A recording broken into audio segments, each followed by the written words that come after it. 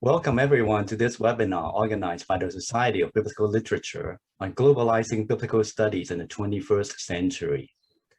My name is Ted-Sheng Benny Liu, and I teach at the College of the Holy Cross in Massachusetts, USA.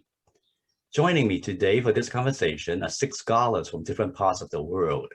So let me take a brief moment to introduce them. Laura Carson-Hassler is Assistant Professor of Religious Studies and Jewish Studies at Indiana University, Bloomington, USA. Her research focuses on the relationship among space, place, imperialism, and texts in Second Temple Judaism. Her first book, Archival Historiography in Jewish Antiquity, came out last year. Chancey Diego Francisco Handy is a Chicano PhD candidate in Old Testament Hebrew Bible at Princeton Theological Seminary, USA. Prior to his PhD work, he received a Master of Divinity from Duke Divinity School and an MA in Bible from the Hebrew University in Jerusalem, Israel. He is ordained in the Presbyterian Church, USA. His research focuses on ethnicity in the book of Deuteronomy and brings together theories of ethnicity, Latinx theories of identity, redaction criticism, and research in scribalism. Jonathan Jodamas is Senior Lecturer of New Testament and Gender Studies in the Department of Religion and Theology at the University of the Western Cape in Cape Town, South Africa. His current research interests include Pauline studies, gender critical theory, identity theory, race theory, materialist feminisms, post-structuralism, socio-rhetorical interpretation, and issues related to mainstream epistemologies of gender and sexuality. Robert Miles is Senior Lecturer in New Testament at Wollaston Theological College in Perth, Western Australia. He was previously lecturer in New Testament at Murdoch University, which is also located in Perth. Originally from Auckland, New Zealand, Dr. Miles completed his PhD at the University of Auckland, looking at ideologies of homelessness in the Gospel of Matthew. His research interests include ideological biblical criticism, historical Jesus studies, and Marxist exegesis. Philippa Townsend's research focuses on debates about kinship and ethnicity in early Christian texts. She did her undergraduate degree at Cambridge and her master's at University College London, both in classics, before going to the States to pursue graduate work at Harvard and then Princeton, where she got her PhD. She spent 2 years in Jerusalem on postdoctoral fellowships before returning to the States to teach in Ursinus College in Pennsylvania, USA. She is now Chancellor's Fellow in New Testament and Christian Origins at the University of Edinburgh of the United Kingdom. Sania Kok Wong is Assistant Professor of Hebrew Bible at the Chinese University of Hong Kong, China. She received her PhD in religion from Vanderbilt University. Her main methodology includes post-colonialism, psychoanalytic criticism, and cross-textual hermeneutics. Her essay, Zelophehad Daughters as Lannu, Exemplary Women, reading numbers 27, 1-11, and 36, 1-12, in the discursive context of Confucianism, is recently published in T&T Clark Handbook of Asian American Biblical Hermeneutics. Professor Wong has diverse interests, including swimming, scuba diving, hiking, singing, playing piano, and cooking. Thank you so much for being here today to help us think about globalizing biblical studies. I'm glad that we have all agreed to get rid of the formalities and address each other by first name so we can simply talk as colleagues and friends. As a way to begin our conversation, I wonder if some of you can share how you decided to pursue a PhD study in biblical studies in the first place. What attracted you to the discipline? What factors did you consider before deciding to do so? Can someone get us started?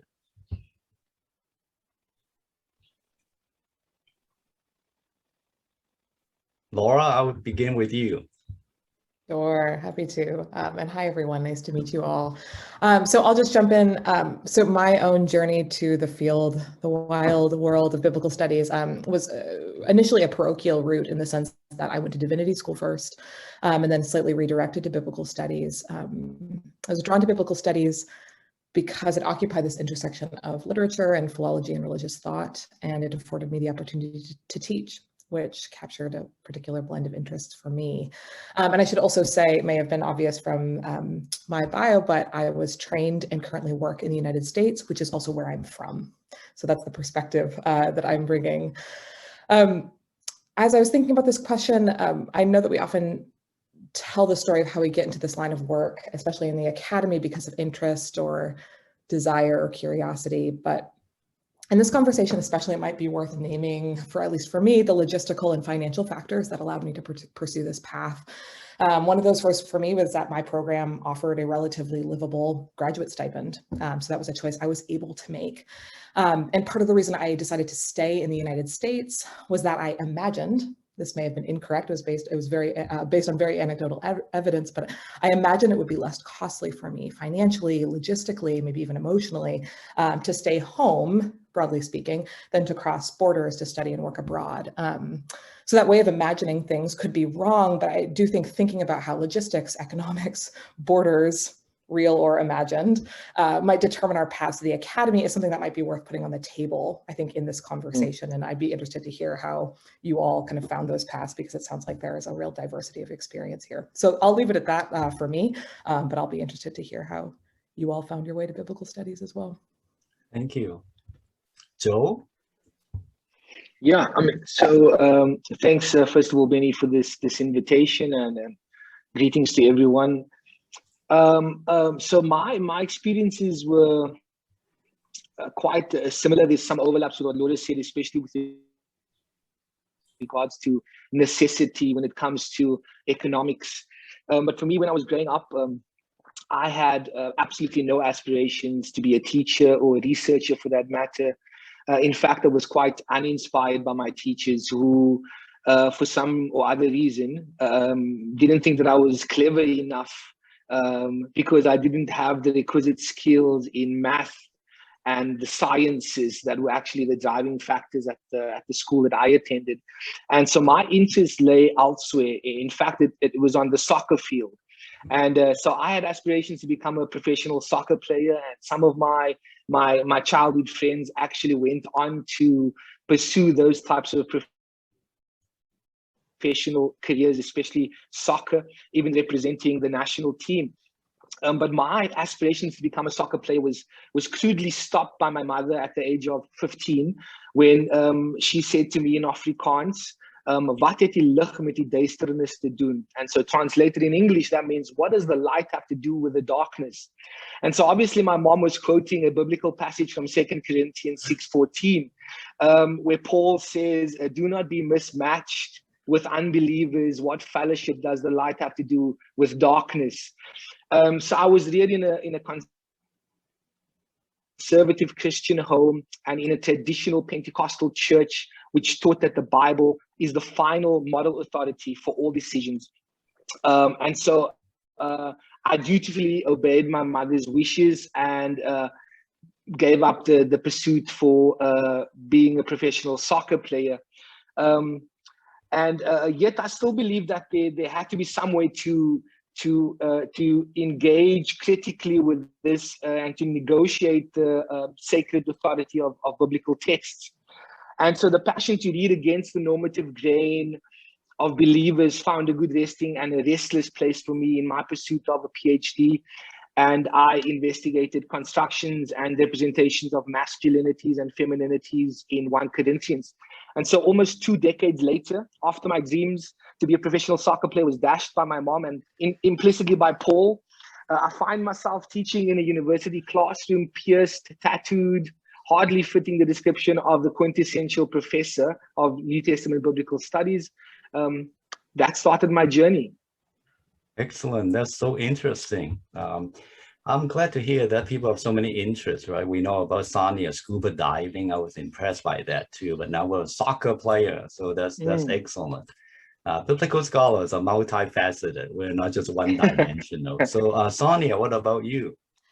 Well, for me, like, my journey is like more or less an intellectual pursuit. So I grew up as a Christian. I was infant baptized at the age of 4. Having grew up as a Christian in colonial Hong Kong or post-colonial Hong Kong, it always like puzzled me how the Bible been used like incommensurably and irresolvably as some sort of like a colonial proof text, and also as for anti-colonial messages. And also it is used to confine women to the place of domestic realm and limit our pursuit in public office. So put it in a very disadvantaged position. And at the same time, feminists quoting the Bibles in support of liberation of women. So it always fascinated me how the Bible, the scriptures, being used in my context. And in 2005, I started this theological journey and enrolled in the Master of Divinity program at the Chinese University of Hong Kong, where I'm working right now. And I wanted to address all these questions, like how come the Bible could be read in so many different ways, by various interested parties. It could be used for the cause of social justice at the same time to maintain status quo or to legitimize social ills. And that was my initial quest. I want to look for the answer. So that was back in 2005. And I didn't really expect myself to become a biblical scholar at first place, because biblical studies wasn't my first choice. My first choice was actually theological studies. And and I'm a little bit embarrassed to say that the reason of choosing biblical studies wasn't that admirable. It was practical for practical reason. It's based on market demand. So I was told if I become a biblical scholar, it's very likely that I'll be hired back home. If there was like a surplus of theologians and surplus of theological studies scholars. And so I made my choice. I went for my second choice rather than my first choice. And, in retrospect, I'm actually glad that I chose biblical studies instead of theological studies. I think biblical study gave me a wider scope. Not only that I'm not doing something just, for my faith community.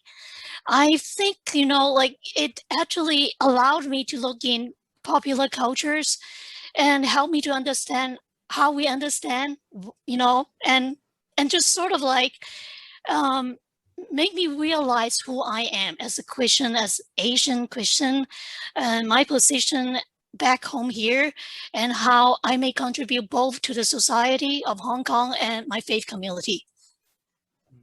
Thank you. Those financial considerations are real, as Laura has alluded to as well. So, yes. Robert, what about you?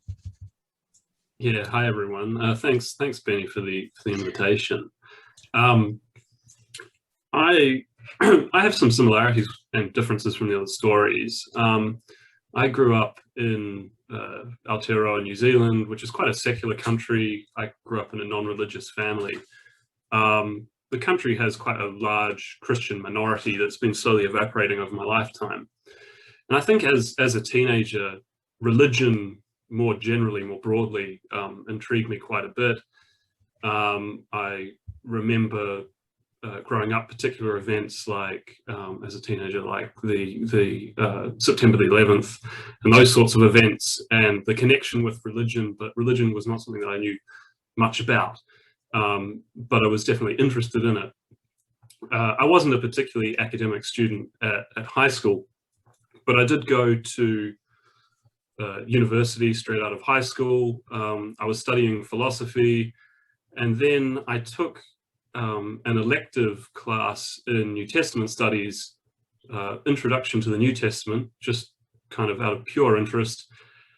And for want of better expression, I would say I just fell in love with the subject.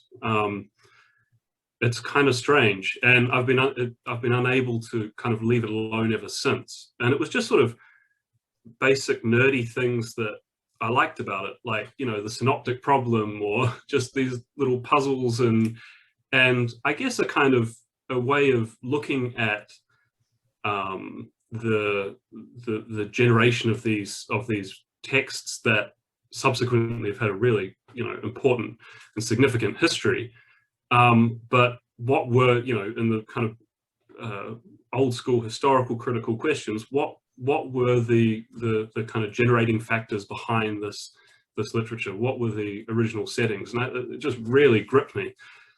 So I subsequently enrolled in a theology degree, and I think kind of from that moment on, I was just dead set on doing anything to fall into a kind of academic career. Followed through by enrolling in a PhD, which I also completed at the same university, at the University of Auckland. Again, to echo some of the previous speakers, I had considered other programs or moving overseas, but it just seemed practical to stay where I was. I got a pretty generous scholarship where I was, and yeah, all those other kind of financial and social factors definitely come into play when making those sorts of decisions.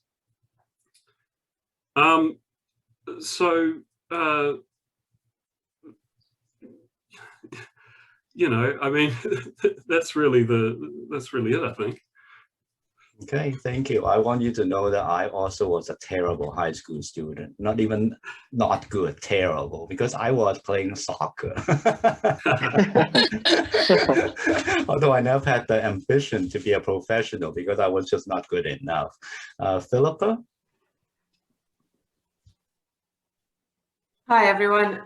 Thanks so much for the invitation. It's great to meet you all and be part of this discussion. So in terms of my path into biblical studies, I think like many people, I had a personal connection with Christianity. I was brought up in a Christian household, very conservative brand of Christianity. And I actually completely left the church as a teenager, partly because of precisely because I wasn't comfortable with the way Christian texts were used to justify certain, especially attitudes to gender and things like that.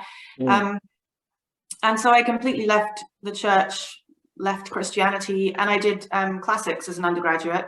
And while I was studying classics, we had a lecture course on Christianity and Judaism in the Roman Empire.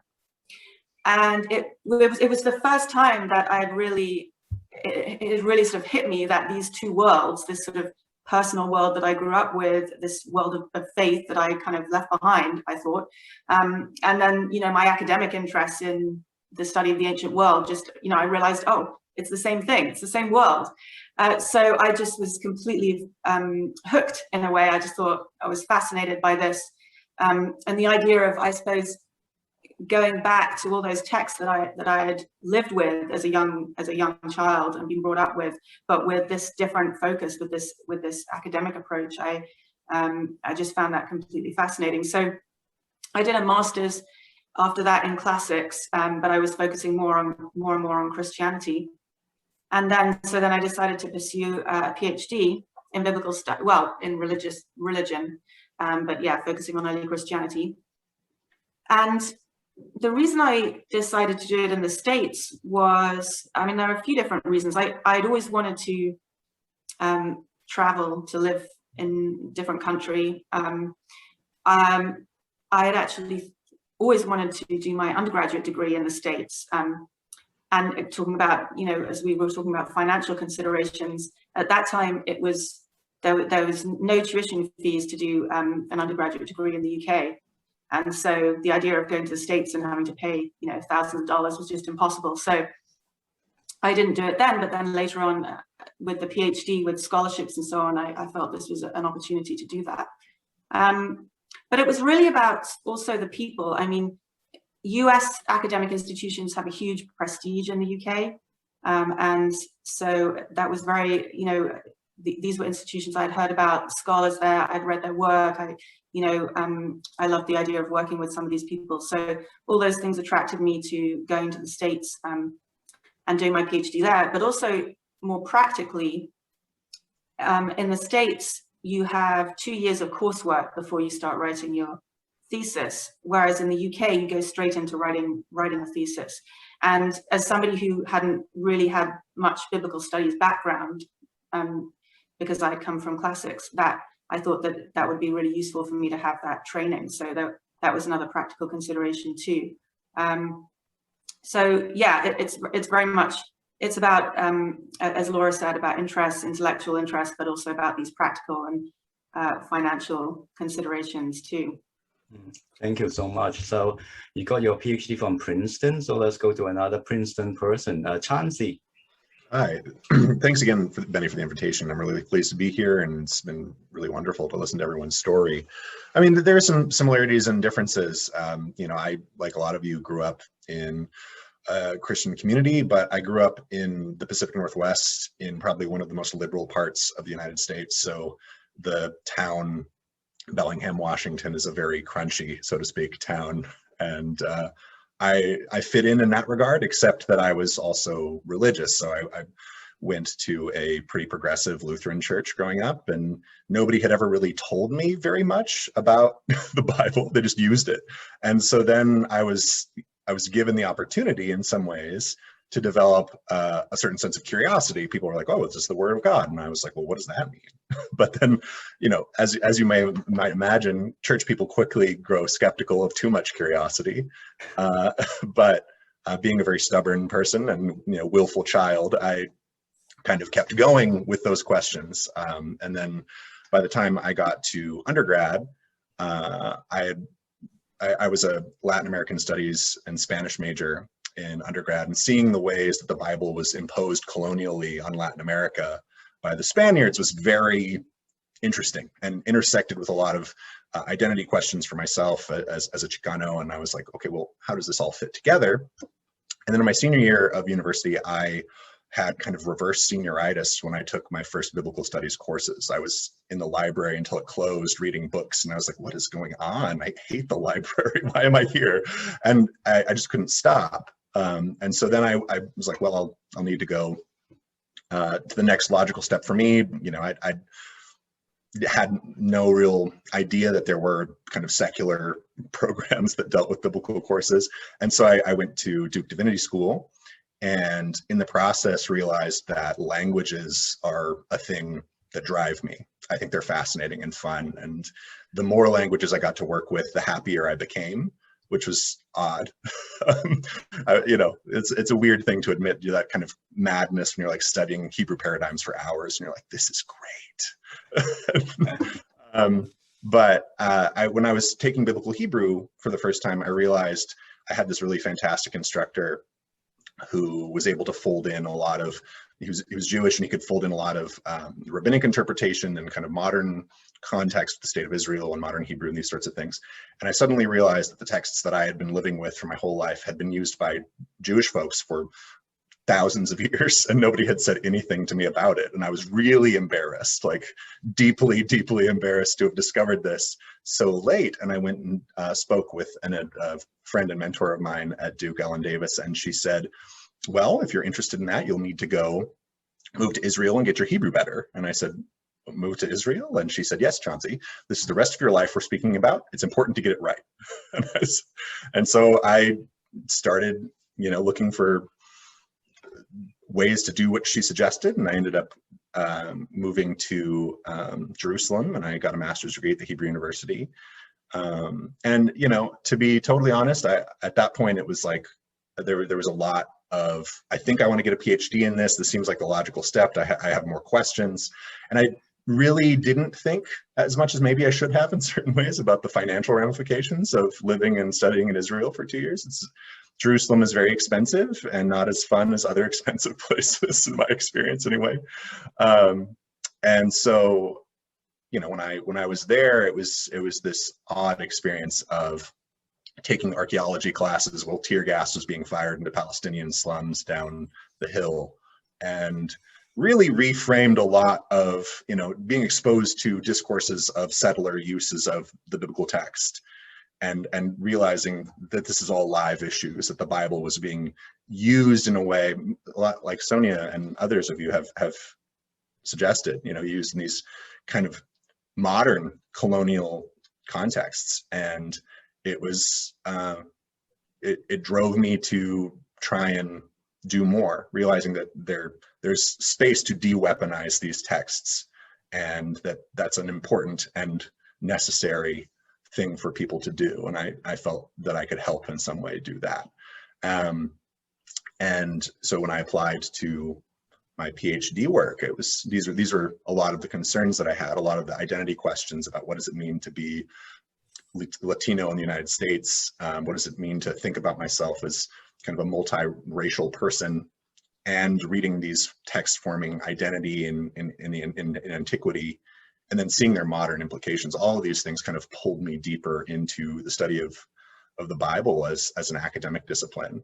And along the way, I got ordained to teach in Spanish, and that, I think for some people, ordination renders kind of an unforgivable bias in a certain sense, but at least for me, it opened doors to actually have a space where I could, for lack of a better word, deploy some of the things that I had been thinking about and working with in religious communities who would then arguably shape kind of social realities in the United States and otherwise. So, I mean, that's how it all came together for me. Although there are days where I'm like, maybe I should have become a professional fly fisherman. That would have been fun. But I don't think I would have made it. The languages I would have got bored without the Hebrew. Those are great stories. Thanks for sharing. Many of you talk about church background, but not all of you. That it's obvious we all come into this discipline in different ways and from different backgrounds. But I wonder, did you experience any kind of resistance or advice from friends and say, oh, don't do this, don't pursue a degree in biblical studies, it's a dead end? Did anybody experience that? Certainly. Certainly, family members, random people in my religious communities throughout my life, I mean, they were very resistant to the idea of academic study of the Bible. And the further in you get, the more uncomfortable they became, in my experience. Mm. They just stopped asking now. They don't want to know, for the most part, which I think is probably better for them. What about Robert? Since you did not come from a church background, did you any resistance or advice from family or friends?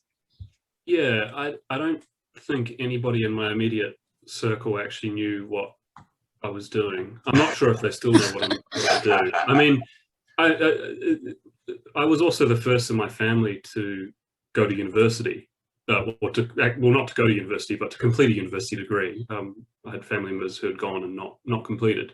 So to then go down the path of a PhD and an academic career, I mean, yeah, my extended family didn't even know what a PhD was. So there was that hurdle, and then what's this really obscure subject that you're studying? And I think definitely the kind of the religious associations of the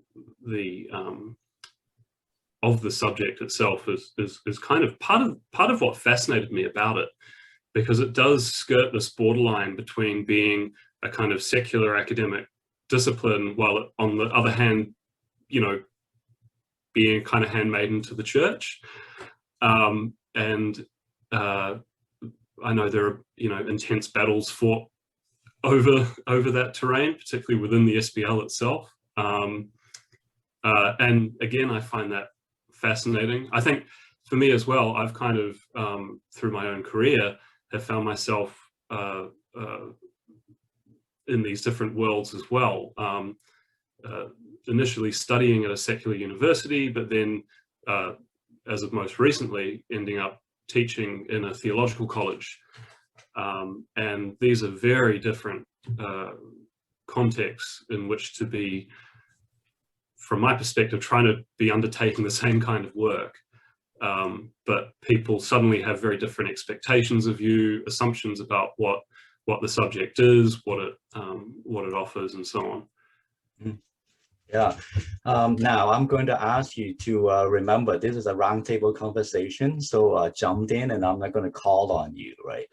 But as I have listened to all of you and knowing a little bit about you, that I know some of you finished your doctoral work in a different country or even a different continent from where you are now teaching. But for others of you, your place of training and of teaching are in the same context. What do you see are the advantages and disadvantages of these two rather different paths?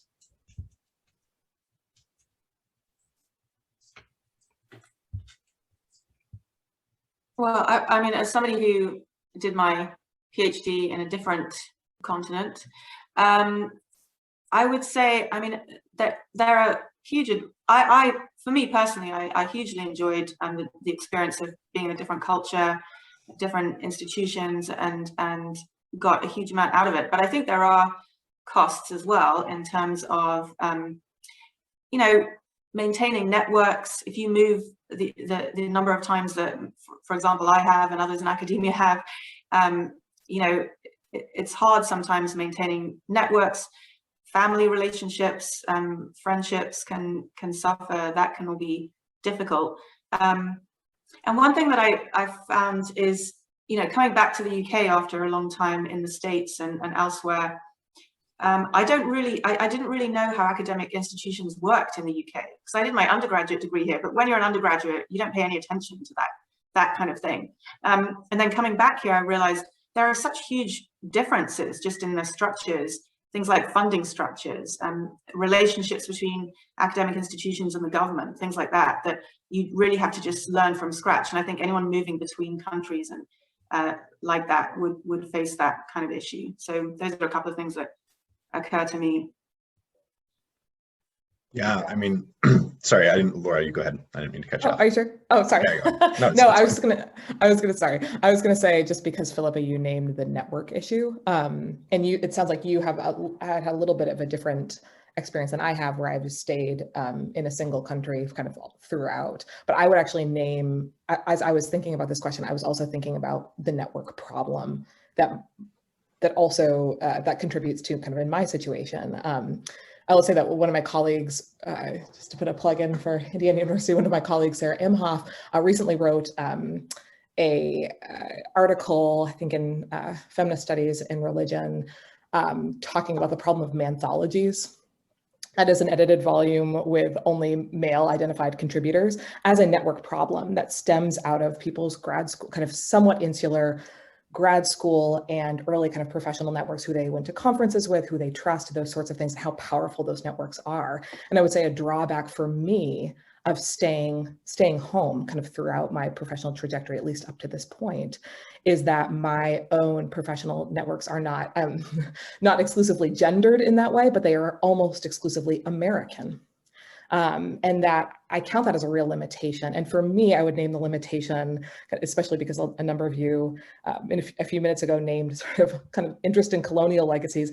I have a particular discomfort with the homogenous kind of American scope of my professional networks, because of the particular legacies of American and European colonialism as they are entangled with the discipline, like deeply entangled with the discipline. So I think that that's a problem. It's not an irresolvable problem, but it is an issue, and it's a limitation, I think, that can happen for those of us. I might be the only one in this conversation who kind of stayed home, especially if that home is in kind of Western Europe or the United States. And Philip, you also named a few minutes ago kind of prestige, and so I'd like to put that on the table again too. We can talk about it later, but how do we talk about where prestige comes from? How do we map that prestige sort of globally, and how do we sort of perhaps how do we get interested in dismantling some of those things or calling them into question? But I think the network issue is a huge one, so I'll leave it there. No, but that question of prestige and privilege and financial resources, I mean, those are huge overlaps, right? In a certain sense, when I decided to go and study in Israel to kind of address some of the question,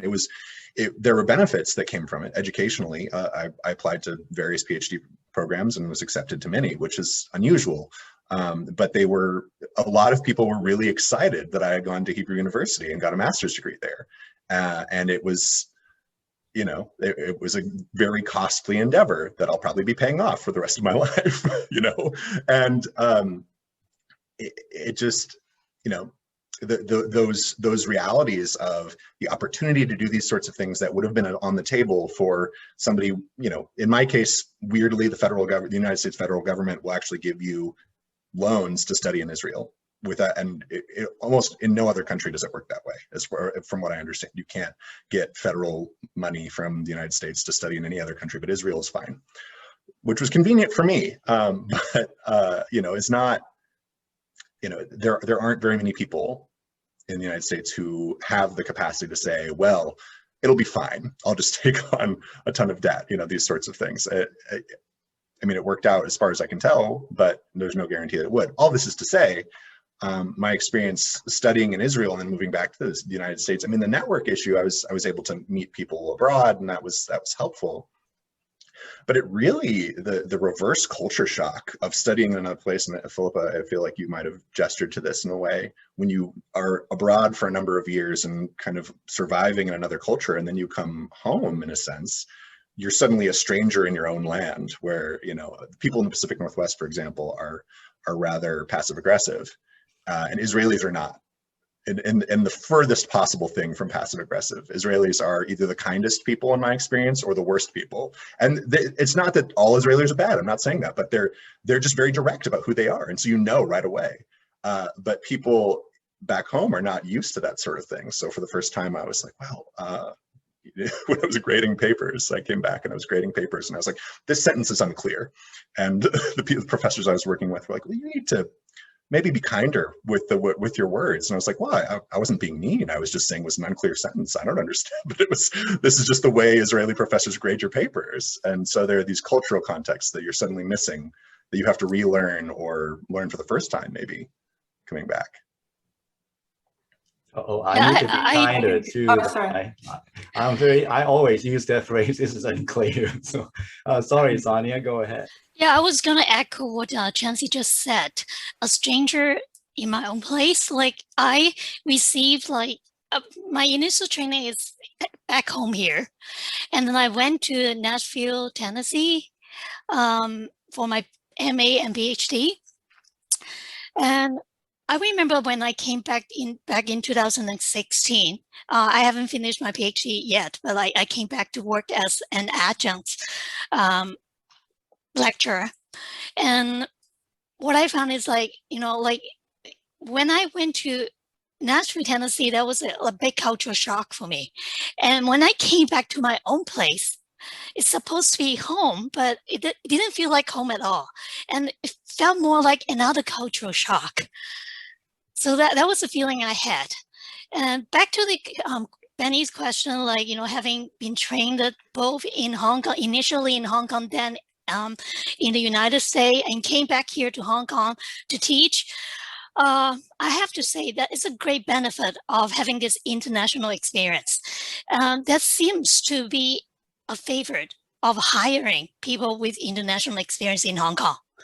Like if I were to have my PhD here locally, I think my chance of getting hired here would not be that good. So that is definitely a big benefit. You know, among all my colleagues, I don't think, okay, let me just estimate. I think about maybe like 80% of us are trained abroad, overseas, either in UK, US, or Germany. And I think just only like one of us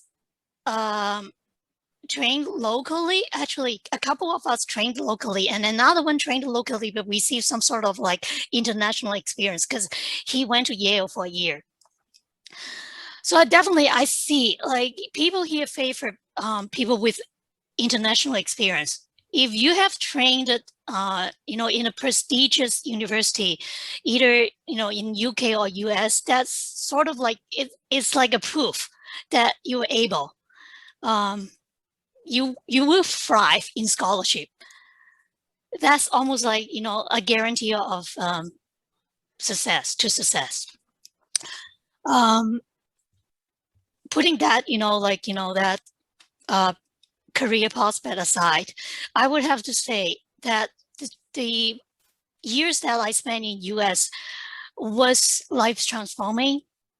It was eye-opening, and I think it was the right decision that I went to US for my training.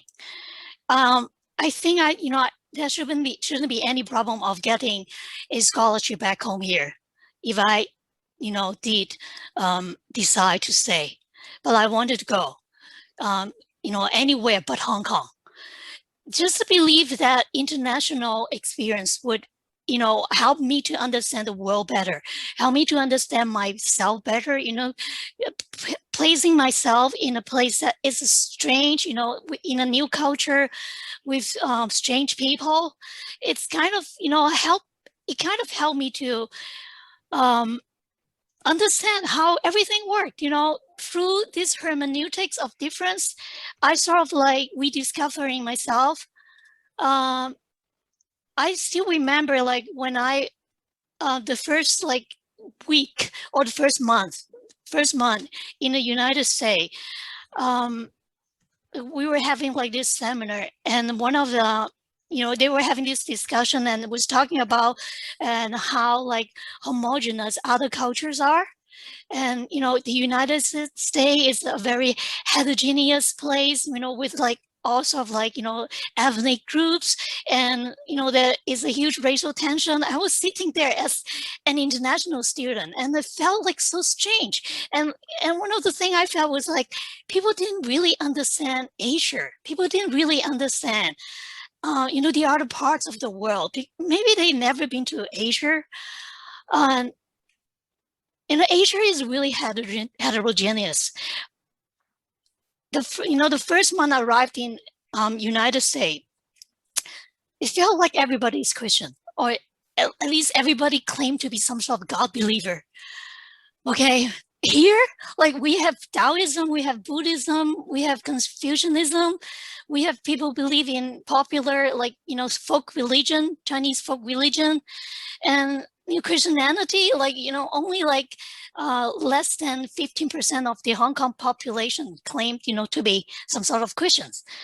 So it's a different world. And for me, this assumption of the other is always homogeneous, the world is homogeneous, it's a misunderstanding.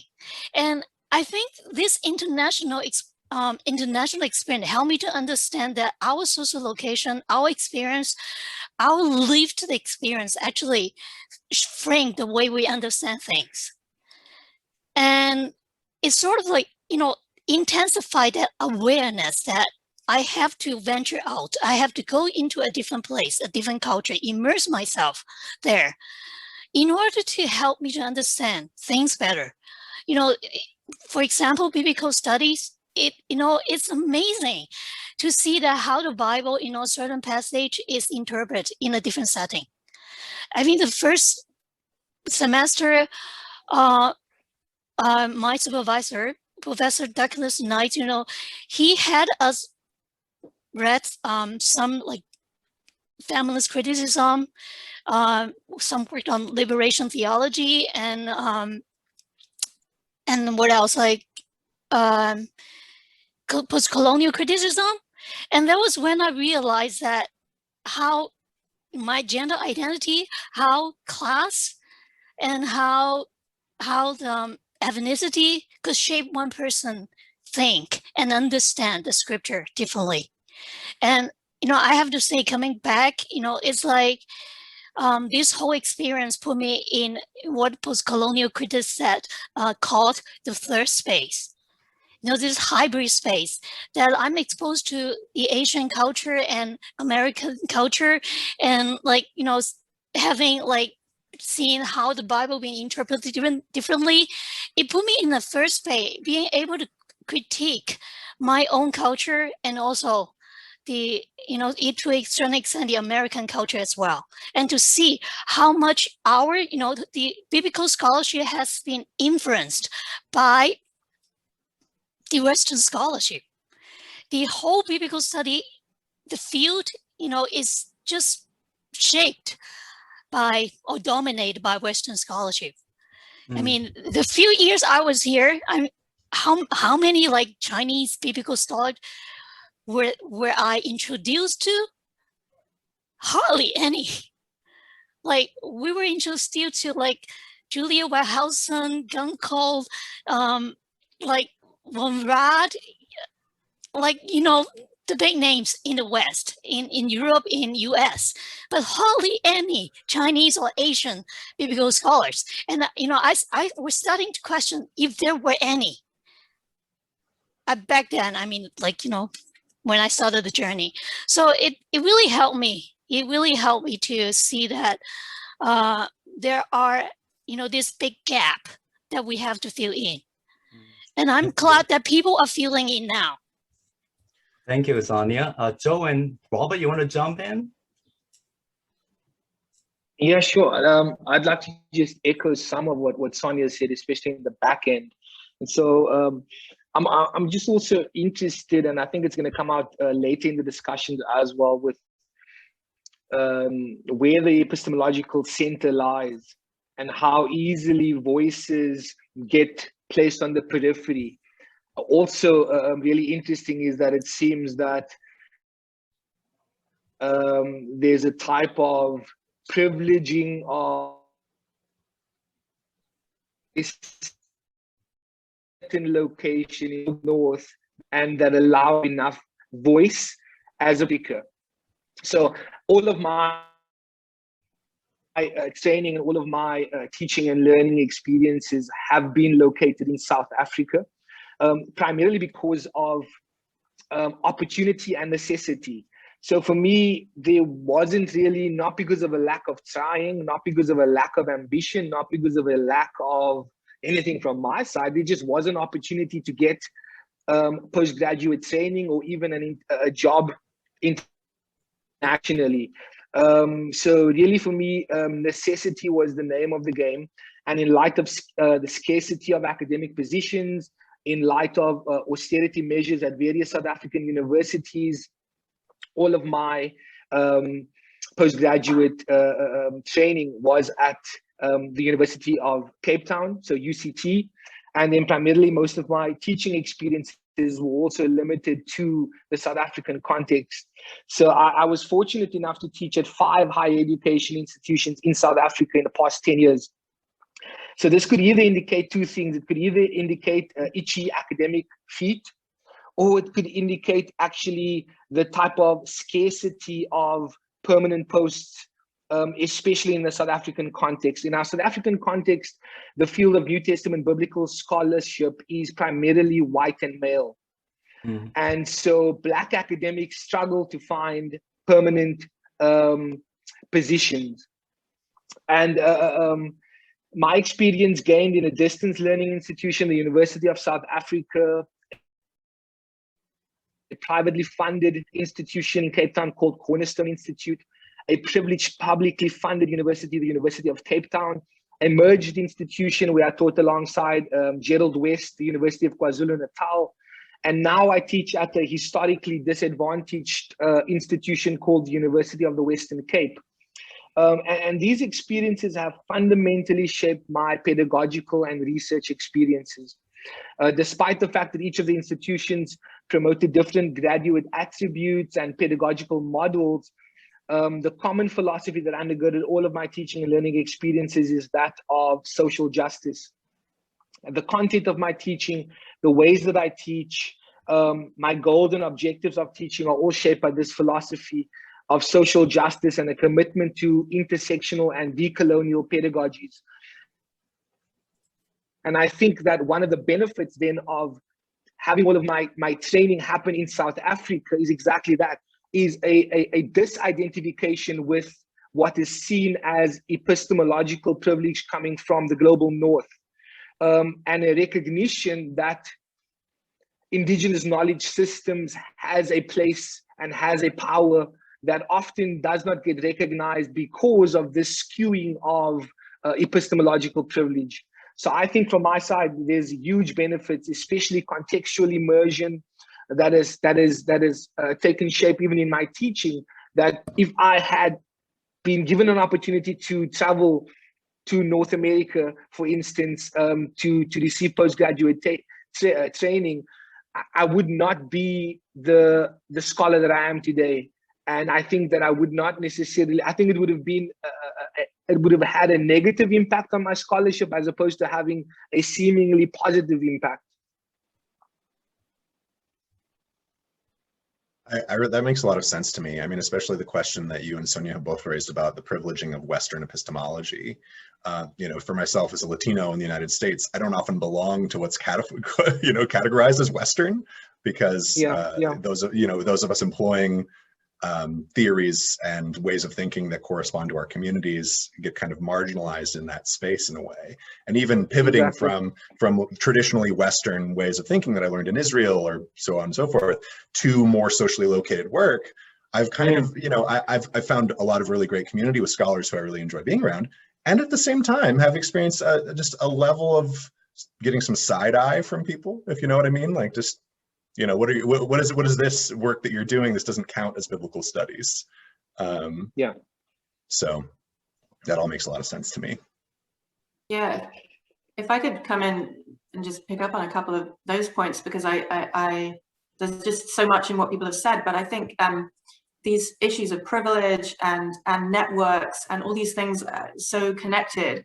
And one thing that I think about that really enabled me to go to these different places and be reasonably comfortable, not completely comfortable. It's not just about money, it's also about networks. It's also about having people to welcome you and help you and all these kind of things. And that of course depends very much on where you come from and who happens to be in your circle and so on and so on. So there's all kinds of issues of that are related to privilege that aren't just about finances. And thinking about it from the point of view now as a member of academic staff, you know, from the other end, not just from my experience of going through that as a student, but how can we then as faculty members in institutions sort of help and support students from different backgrounds and different locations if they come to our institution. So, you know, I think about this a lot from the context of the University of Edinburgh, and you know, it's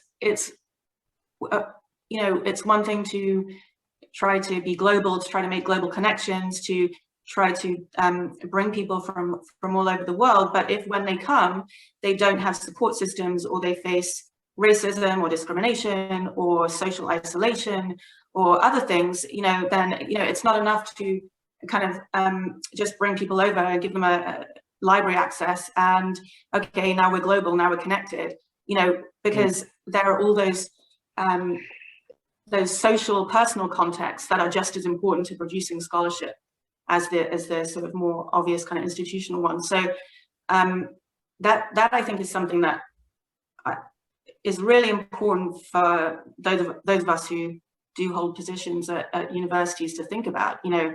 And one thing that we do at Edinburgh is we have these sort of lunches and get-togethers for postgraduate students where we have different topics that we talk about, but it's really an open discussion. And it might be about gender, or it might be about what's it like to be an international student, or it might be about race or an ethnicity, things like that. But it gives students the opportunity to actually talk about what are their experiences and what are the challenges they face and the barriers they face and so on. And, you know,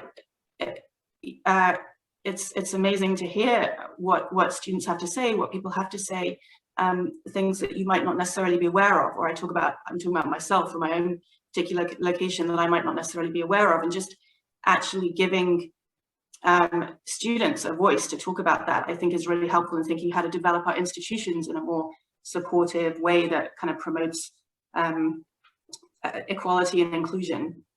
So those are just some of the things I was thinking about as people were talking, just from the other perspective, actually now being on the other end of that. And Philippa, can I also just echo what you were saying? And so it's one thing to have this type of symbolic inclusion, but when people's lived realities, the systemic marginalizations are not taken into consideration, then the symbolic inclusions really become counterproductive, right? So I just wanted to echo that. Yeah. That's great. That gets to a question that I want to ask. You know, I have a colleague in the academy who says that the result of globalization is not creating a global village, but facilitating a kind of global pillage. And other scholars have talked about globalization from above and a different kind of globalization from below. So given the topic of this webinar, may I ask you what globalizing biblical studies may mean to you? What does that mean to globalize biblical studies? Maybe I'll start with Robert. When I hear the word globalization, I kind of can't dissociate that from, I guess, like neoliberalism, you know, the global capitalist system and so on. And because, you know, this is language that has a meaning within the realms of business and economics and the way in which business and economics interacts with governments and so on. And yeah, I mean, globalization is now conceivable. It's kind of on our horizon, or we can think about it and talk about it, whether in relation to biblical studies or whatever, because it's part of the global capitalist system. So immediately I start to think of connections between the global capitalist system and biblical studies, the way in which and I think to echo some of the comments that have been made in response to the previous question and to tie it into that, my own thoughts on this have to do with attending academic conferences, which tend to be, you know, in the northern kind of places of epistemological privilege, as has been mentioned before. And I did my PhD. I did all my studies in my home country in New Zealand, but as a PhD student, I did go for several months as a visiting student in the UK. And while I was there, I started attending conferences, and I realized, oh, you know, on the one hand, it's great that we have these kind of opportunities to move around, to communicate, to have quite rapid communication and collaboration. But on the other hand, the nexus of power and the kinds of questions that we ask of the texts and are allowed to be asked don't seem to change much. They seem to be reinforced by the fact that, yeah, conferences, places where academic conversations are happening, where books are published and so on and so forth, all seem to stay within the same kind of places, the same networks. So globalization for me, you know, and globalizing biblical studies is a bit of a double-edged sword. It means that we can do awesome things like this, like communicate online, so long as you know, you can coordinate time zones and things like that.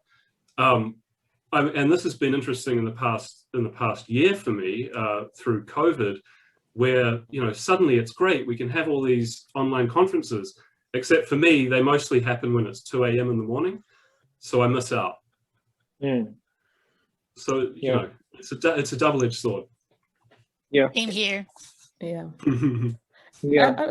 Can I speak to that too? I mean, I resonate so much with what you said, Robert, and I think to think kind of practically, I was thinking along the same lines about the ways, the kind of multiplicity of ways that globalizing and globalization and all the different associations we have with that term can signify. And I think I'll be curious to hear kind of how you all are thinking about this as well. But it seems to me that any kind of globalizing that's worth its salt, I mean, to speak to what I think Jonathan just named, first of all, we have to think about what materially actually promotes access. And also it will probably involve, practically speaking, interrogating kind of habituated practices, some of which, I mean, conference locations, those sorts of things. Thinking about research languages. What language do we have these conversations in? Is it English, French, and German? Always. Is it always English? And also think about, in more abstract terms, how we begin to dismantle or decenter this word has been used a lot already in this conversation, sites of prestige, traditional sites of prestige. And those regions that are dense with this kind of prestige, and that I think assume, for those of us who have attended institutions like this in these areas, that they have a proprietary relationship with the canons and central conversations and epistemologies of biblical studies. What's interesting about this, I think the irony is that we'll get to this question, I think, if we talk about the relationship between contextual and globalizing, but the irony is, of course, that so many of these centers of kind of prestige and their guiding epistemologies are deeply contextual and very parochial. We know this, a lot of us have experienced this if we've been in Christian kind of adjacent or Christian kind of biblical studies training, but they're kind of masquerade or give off the illusion of being central or global in certain ways, whereas other types of epistemologies that Jonathan, I think, was just naming, maybe more local or activistic epistemologies, or openly local, are seen as contextual or niche, I think was sometimes the language that was used in my graduate training. So it raises for me a whole host of issues, but a lot of it has to do with conversations, really honest conversations about the practicality of decentering different conversations. And yeah, the language of prestige, I think, comes up for me a lot. I would love to piggyback on so many things that you just said, but I'll just for a couple, the idea that you and Robert both captured of globalization, globalizing being this double-edged sword of like there's a table that we want people to come to, but then the question is, what is the shape of the table? Who is actually welcome in what capacity? I was thinking, as I was thinking about this, what I was thinking about globalization, I was realizing that for an indigenous scholar, say, who magically happened to get access and training in Mexico to biblical studies, would that person be able to come to the table speaking Nahuatl or Spanish for that matter? In my own experience applying to PhD programs, I was accepted to a school where I will not name them, but when I went to go and visit, the scholar who in theory I would be working with, I had asked him, can I use Spanish as a research language? I speak it, I read it, I write it. It makes sense to use it. And he said, no, we don't need that. You'll only need French and German. So in essence, even just somebody with the requisite training, with the kind of the things that folks wanted, I was asked to kind of cut part of myself off before starting the degree. I didn't go there, but as this is the question for me, right? If we're asking and wanting people to come to this table that we've kind of created, how do we make it equitable and just, in a sense that people, like Sonia was speaking about, how many I don't read Chinese, much to my shame. I would love to, but I'm sure there's a lot of people. There are things being published in Chinese that would be very useful and important drivers for conversations in the field. But because of the way research languages are framed, that's not going to count as an academic background for a lot of people who are kind of gatekeepers of the tradition. So globalization could be a good thing, but then the question that Laura raised about materially, is it, and how do we make sure that people who might want to come could do so and not be totally isolated and lost at sea, as Philippa was mentioning. Yeah, I just want to echo this again. I think that these fascinating conversations, especially these issues,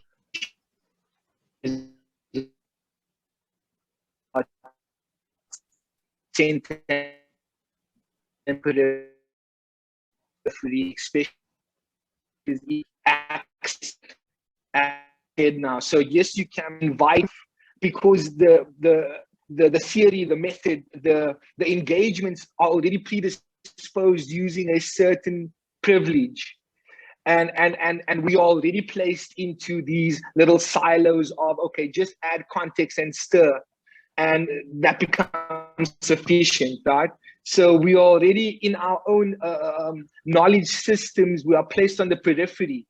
I remember I've been privileged to come to the Society of Biblical Literature conferences on 5 occasions now. And on each of those occasions, I had to travel more than 24 hours. I get to these conferences being completely jet lagged. I then feel completely out of place because I am one black face among a plethora of white faces. you just feel out of place. You just feel completely out of place. And people coming from 2/3 world settings often have to travel not only physically long distances but they also have to travel epistemologically longer distances. Whereas those coming from the global north, just automatically, because of where they are located, their agency is automatic. And we have to always disidentify, we always have to contest, we always have to decolonize or do some kind of decentering.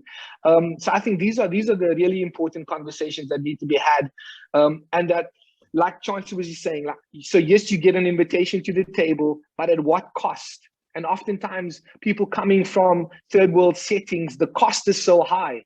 And so we need to be speaking about reparations. We need to be speaking about people coming from the global north, instead of having us being invited to a table in that specific location. Maybe let's change it. Let's have it come to Africa, come to South Africa, come and have a look at Table Mountain, as opposed to us being in a conference venue in North America. How many times can Chicago be exciting? Anyway. Sorry, Exactly. I didn't mean to knock Chicago for people who love it, but I love this conversation. So we talk about the hospitality that Philippa talks about, right? It's not just about epistemology, about the head, but you all begin to talk about the importance of material condition, but also embodiment, that the fact that you have to travel and jet lag and all of that. So that is wonderful. I want to pick up on a word that both Laura and Joe have already mentioned. That word would be contextualization, context, right? It's a term that we have been hearing quite a bit in our discipline for a few decades now. I think when I was in graduate school, that term has already been thrown out. How do you understand biblical studies being contextual and being global? Are these contradictory emphases? Are they supplementary to one another? Or are they one and the same? How do you understand the relationship between these two things? I think it all depends on how you define global. Like I was thinking about your question earlier. When we talk about globalization, are we talking about globalization from above or globalization from below? Like if we were talking about global as in, globalization from above, I would say that biblical studies is pretty much globalized. Like Bible is a legacy, a colonial legacy in many countries now. And those countries that, like treat the Bible as a colonial legacy and value as a colonial legacy would have their own theological seminar or divinity school in our setting. So I think it will be pretty much globalized, but globalized from above. Global in a sense, from above, or, it remains some sort of like colonial text within the Western discourse. In that case, I wouldn't say it's contextualized. I mean, it could be the same, it could be both. It depends on how you look at global. The way that, biblical study has been globalized is not contextualized. It's like I told you, I spent 3 years here, in the MD program here, right at home. But all I learned is just like Western, European, American scholars with maybe like one exception, my own teacher. Okay, so that was it. Like, in that case, it's globalized, but it's not contextualized.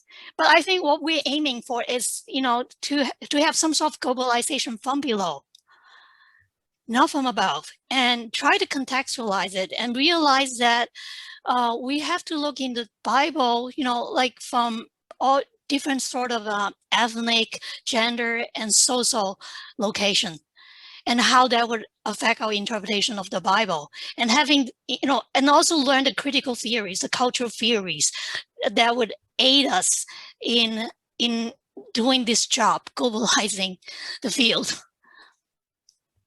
So this is my my response, and I totally agree that we have to aim for decenter, more diverse, more inclusive discourse, and break that, or may I use the word liberating biblical study from the epistemologic of the West. Thank you. Others? I think that I find the question itself really interesting. You know, what's the relationship between biblical studies as contextual and as global? I think in some ways, when I reflect on this question, there is a kind of necessary relationship between the contextual, the local circumstances that we find ourselves in, how these affect biblical interpretation, how we engage in biblical studies, participate in the discipline, and so on, whether individually or communally, but also again with the global political economic system, which is the totality that ultimately gives rise to these individual contexts and is the kind of, in a sense, unsaid master signifier or overarching thing that gives meaning to these niche contexts, and in some ways can be, well, is the point of commonality, that we can have conversations between different contexts.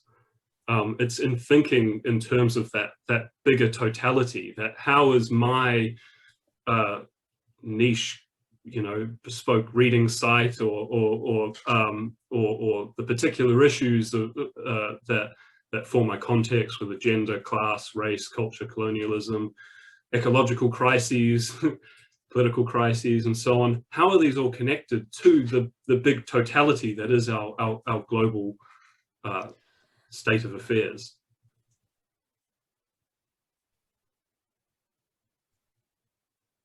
Yeah, that's been a question in some way for me as well.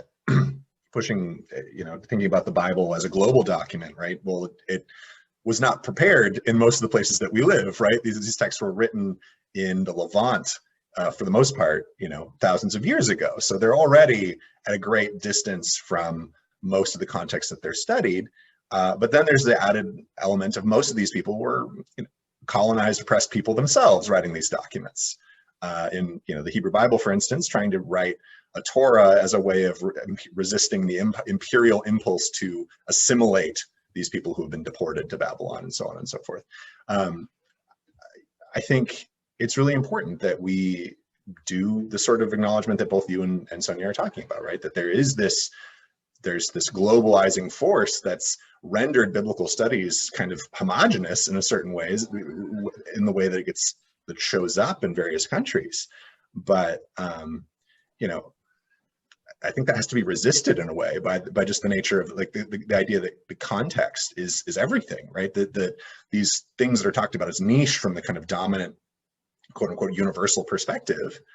Well, you know, everything is niche. Everything is contextual. You know, experience shapes cognition. We literally can't read from the same place mentally, and it seems that, you know, if we're honest about that, hopefully there could be a way to push. But as you noted, both you and Sonia, the material interests of the kind of global system that give rise to the questions point in a certain direction. So it's a strange problem of mobilization to ask different questions. How do you get resources for things that don't materially benefit the people who push the engine, so to speak?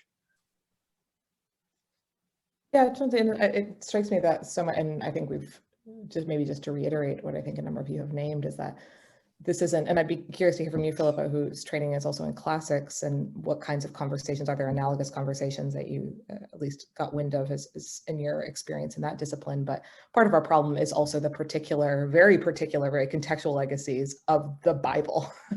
And so how does that kind of contribute to our conversation about the practices, the institutions, again, the kind of particular parochial that became global contexts and legacies of this document that we're now grappling with how to kind of do in an international context. And I think my question about, maybe just broadly about what it means to converse globally about any kind of academic discipline, especially in the humanities, is, do we need it to be globally legible? We've all talked about personal experience of kind of advantages of having these cross-cultural experiences, or at least many of you have, but what it means to have biblical studies with any kind of legible center, kind of canonically, in terms of how we talk about history and methods of biblical interpretation. You know, so you talked about kind of, we all learned Wellhausen. Do we need to? You know, those sorts of things. But even kind of in a more, that's sort of a small example, but do we need biblical studies to have a kind of legible center that we all learn? Is it okay for it to be illegible? Are we comfortable with that? Are we comfortable with not gathering in the kind of ways that we do with 10,000 people at a November annual meeting? Can it look smaller? Can it look more local? Especially now that we've had COVID and know how to do this in different ways and know how to connect in different and smaller ways. So I don't know. I think that that's a question that I'd like to put on the table too, is if we agree that we want some sort of global iteration, ideally, of biblical studies, what would that actually look like? And doesn't it need to look in the kind of traditional formats that we've become used to?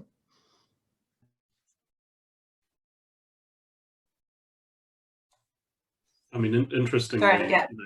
Sorry. Oh, sorry. Just a quick thought. In Australia, where I work now, probably almost all biblical studies, I can think of one or two exceptions, has a kind of weird relationship with universities. It's not in many universities, except religious universities, and it's almost entirely propped up by the churches, religious organizations, and so on.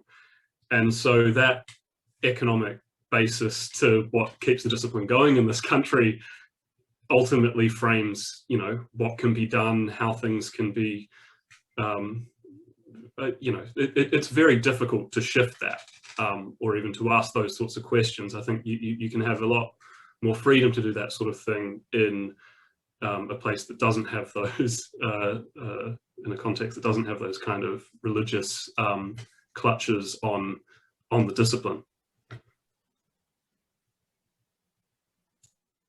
Just to echo a couple of things people are saying.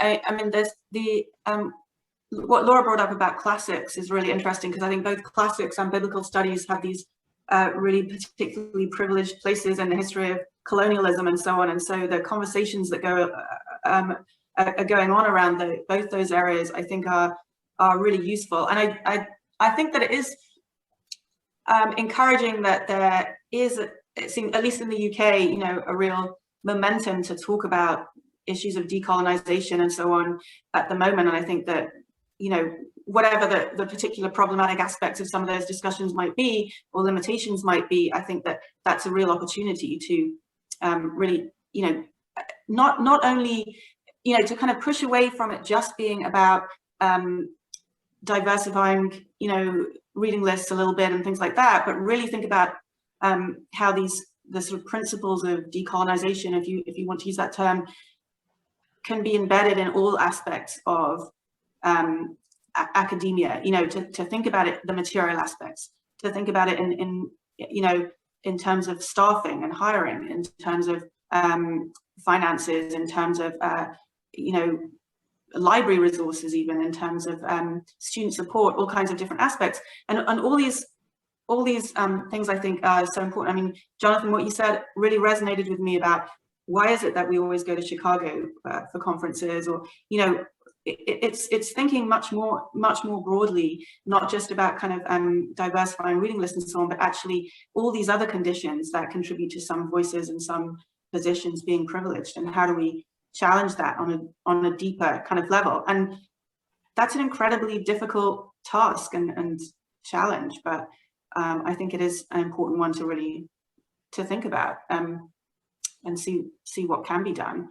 And just coming back to the issue of contextualization, contextualization and globalization. I mean, I agree with everybody who said that there's still very much the assumption in my experience that you have to kind of prove yourself through the historical, critical, the sort of traditional Western methods first, and then you can kind of go off and do the kind of marginal stuff, and that's still how things are set up, and it is still seen as kind of often academically suspect, or it's not as rigorous, and so that, I think that power structure is still very much in place, and that's something that does need to be challenged. Yeah. Can I just also respond to that, Philippa? The latter part of what you said for me was pivotal for this question, especially getting the balance of power right. I mean, this notion of getting it right is also questionable, because what is right, right? But I also think we shouldn't kind of dilute the conversation to a relativistic nothingness, where just anything and everything goes because of the sake of being inclusive and contextual. I do think out of necessity, biblical studies has to be contextual. We do need a socially engaged biblical scholarship. And Robert mentioned something earlier that I also picked up on in my notes that I scribbled down for this particular question. This notion of synergy, this notion of interrelatedness, interconnectedness. So biblical studies out of necessity, yes, has to be contextual, but we also need it to be global, because we also need that interrelatedness. We need our voices to be carried over to different contexts. And so I think synthesizing difference without diluting difference, or calling for some type of assimilation. And so like the balance of power needs to be really fine-tuned, and it's something that needs to be centered. And it's not going to be easy, because like Philippa said, these imbalances of power have been so concretized, have been so embedded in biblical studies, that it's difficult for us to shift the balance of power without saying that the conversations happening on the periphery are only tangential, are only, you need historical criticism for some reason. Why? Why do we need historical criticism? Right, show us its value. Like, don't just take it for granted. It's what does it do, right? Ask these. This as we were talking, and I was listening to Philip. I think I was realizing, you know, the question that might serve as an analogy for what we were thinking about is in a way, you know, thinking about the problem as well, it's more of a metaphor, I suppose. But anyway, but what does it mean for us to allow more people to stay home in a way, not like in a COVID sense, but to operate from the place where they live, and the place that they think, and the place that they breathe and eat and do all the embodied things, and then to be comfortable and celebrated in the place where they live, so that such that they don't always have to leave home to make sense to other people. Sometimes people have to come visit them to make sense to their context, you know. And I think, you know, that seems really important. You know, what does it mean to celebrate celebrate and amplify the embodied particularity of as many people as possible? Yeah. I'm hearing this wonderful balance that you are talking about, Laura, talking about. Maybe there can be multiple centers, but not in the sense of silos, that there's still this connection that Jonathan is referring to, right? So maybe center A and center B can connect, and maybe center B and center E will connect at a later point. So it's a wonderful kind of a configuration that I'm hearing. Finally, can I invite you to share your thoughts on how we can be globalizing biblical studies in the next decade better, whatever sense you mean by globalizing biblical studies. But I want to make it a little bit more personal or contextual. What would you do, or what would you like to see happen in the next decade within the discipline?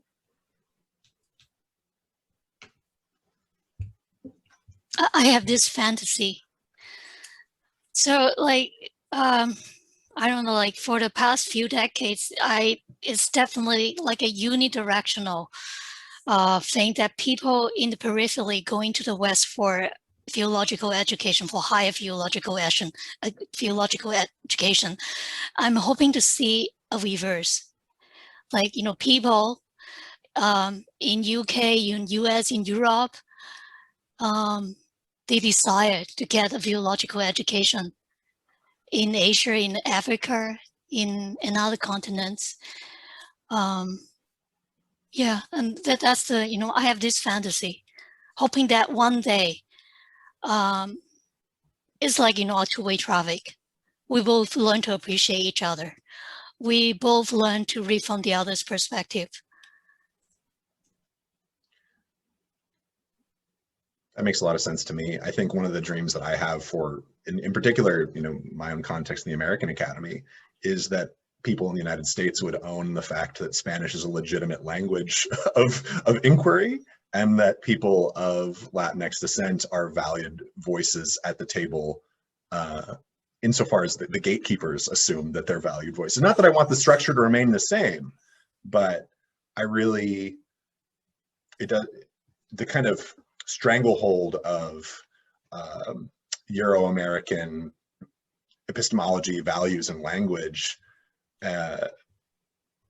doesn't make sense in our context. And I would like to see that change. I would like to see more resourcing for people in Latin America, to where folk don't have to come, like you're saying, that folk don't have to come to northern continents to get the education that they want, that there's kind of a global privileging in a way, hopefully, not necessarily the same, again, not the same structure of privilege per se, but that studying in El Salvador would be just as academically valuable, which I think it really is, but that's not most people's understanding. You know, these sorts of things that folk could go and get the resources they needed at home and get the training that they wanted at home, and that they wouldn't need to, you know, be molded into someone else to get what they wanted.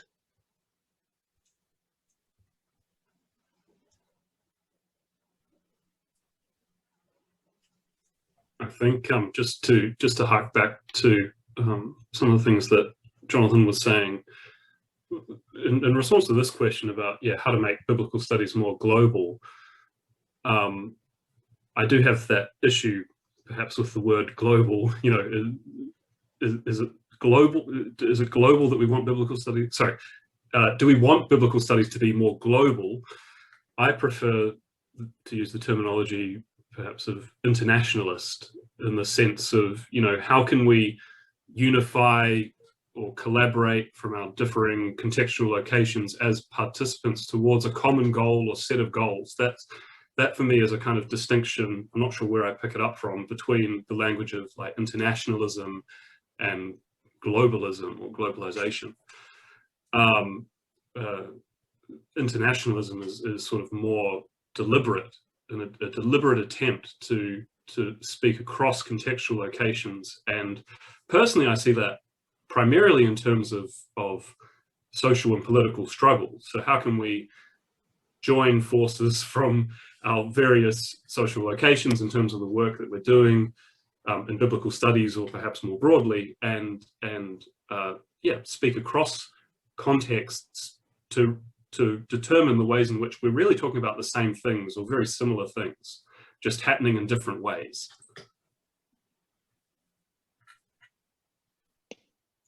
For me, I really like this last question, because it became personal, right? It went from the collective we to the you. And so I kind of thought about it, and I like what Sonia said, and it resonated with me. I was reading most recently Sylvia Tamale's newest publication of 2020, and in that she speaks about African feminist futures, and she brings up this narrative where she goes to a conference and she speaks to someone coming from the global north, and that person says to her, well, is this a fantasy, or is this something that is possible in the future? And resonating with what Sonia said, I'd like not to only be this, I'd like this to actually future.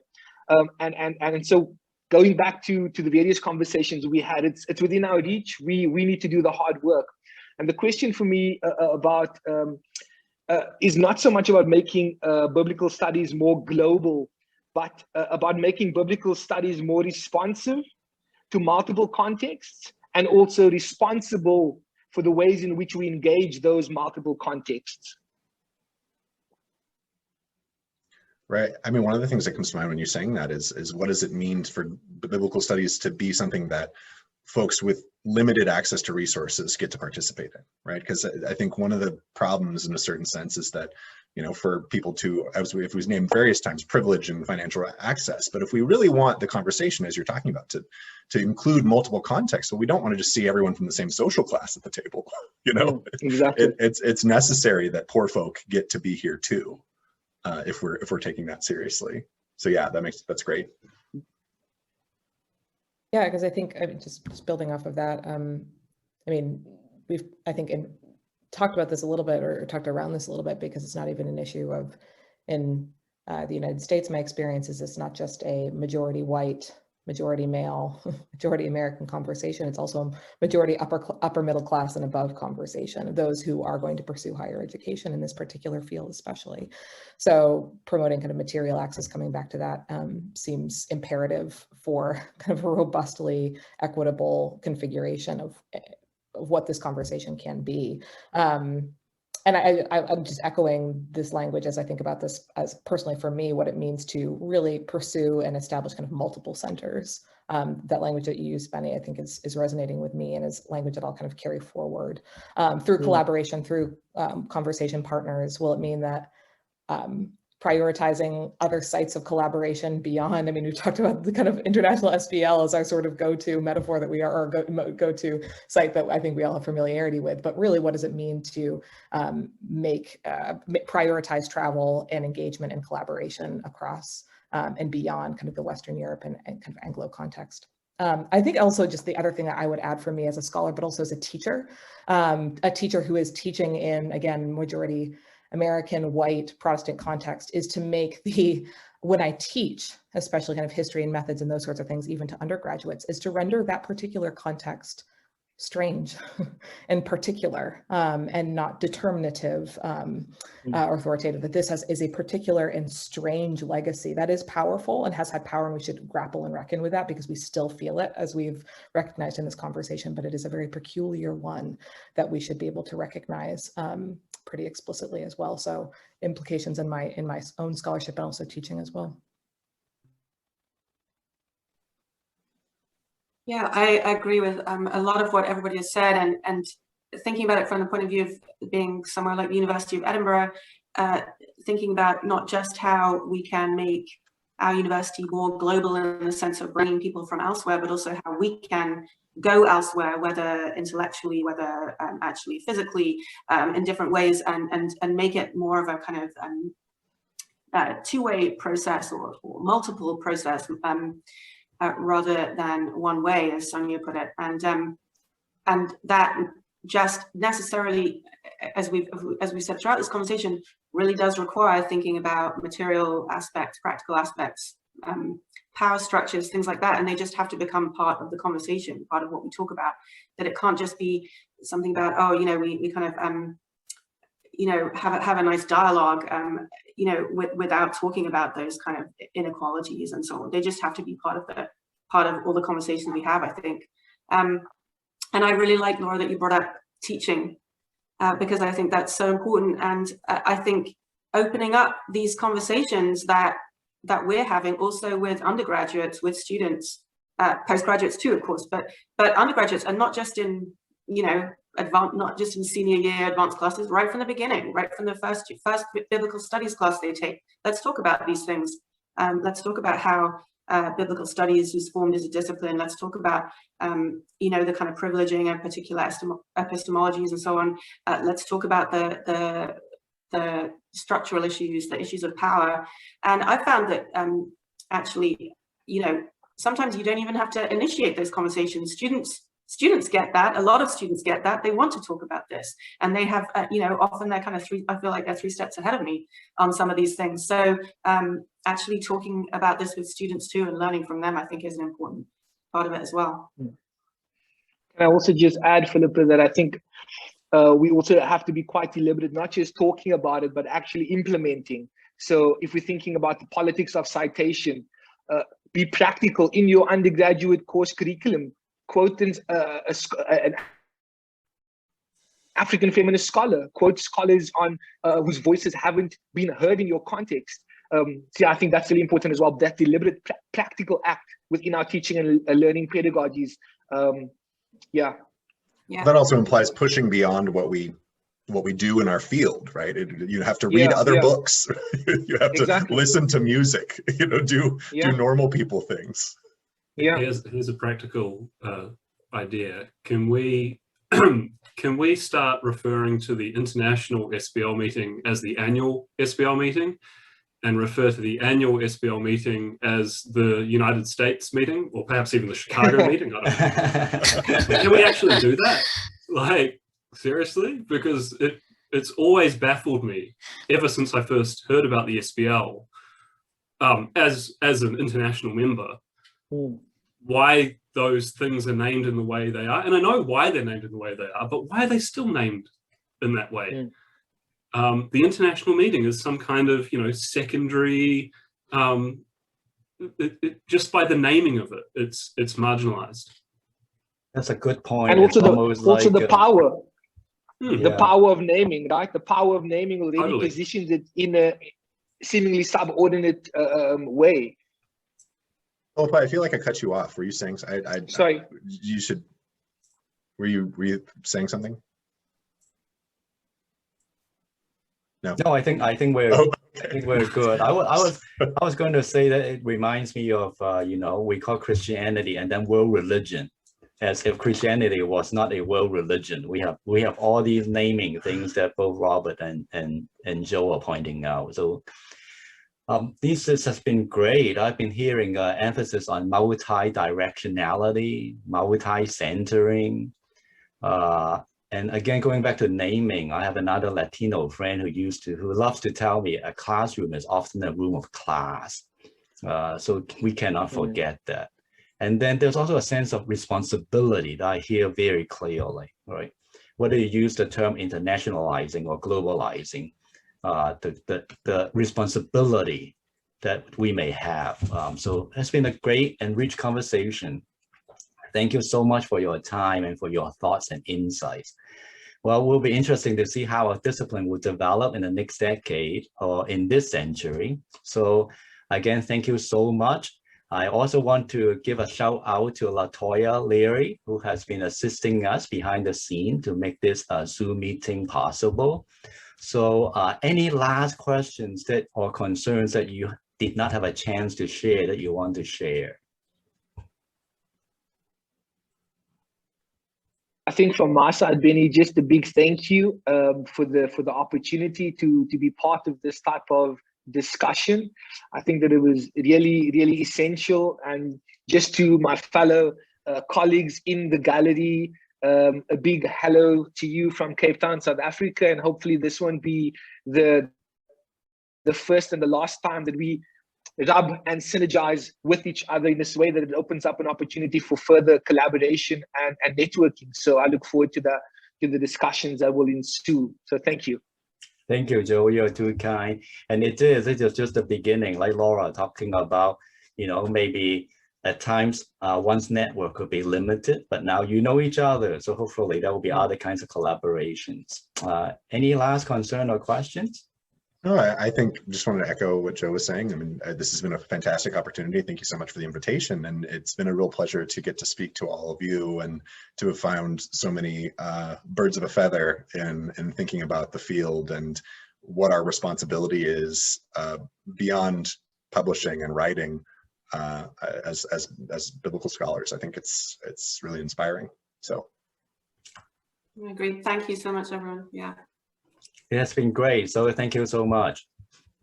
Thank you. Bye-bye. Thank you. Thank you all. Thank you.